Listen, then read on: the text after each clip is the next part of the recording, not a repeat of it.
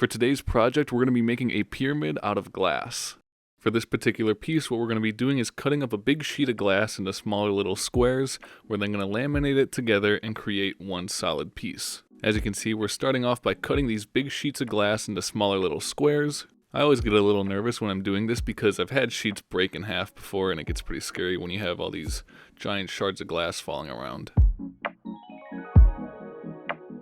Once all the glass has been cut, it's time to start gluing it together. We're going to use a glue called Hextol. It's a type of epoxy that we use in the glass industry. The only problem with this stuff is that it takes kind of a long time to cure, but in this particular case we have some time to spare, so it's not a big deal. After the glue's been poured, we got to mix it up, and then we got to put it into a vacuum chamber to remove all the air bubbles.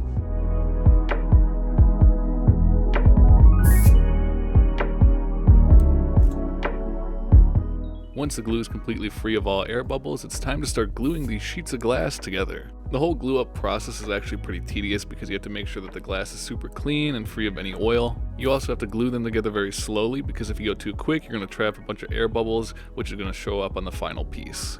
I glued together a bunch of small stacks, and after they've cured, which took about a week, we're now gluing these stacks together to form one big pyramid.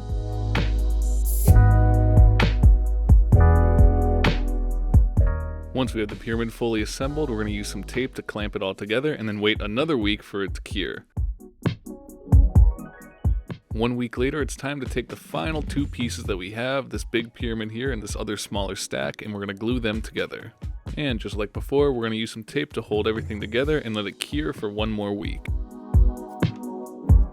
After all that, we now have this really rough shaped piece of glass, and what we have to do is take it to this flat lap here, and we're going to begin to smoothen up all the sides. I'm starting on the big faces since they're a little bit easier to work on, but once the sides are all flat, we're then going to work on the top part using this jig here to make sure that we're getting the right angle. After the piece has been roughly shaped, we're then going to use a bunch of different pads that you see here, and these are going to help smoothen up the sides and make it easier to polish. At this point, we're going to start carving the piece. We're going to use these different wheels here to add little lenses or little bumps into the top of the glass. And doing this kind of gives the glass a bit of a watery effect, which looks really cool when the light reflects off of it.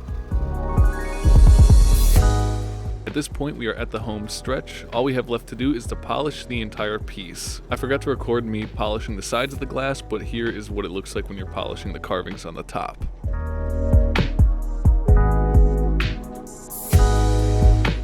And once the polishing is done, we now have the finished piece.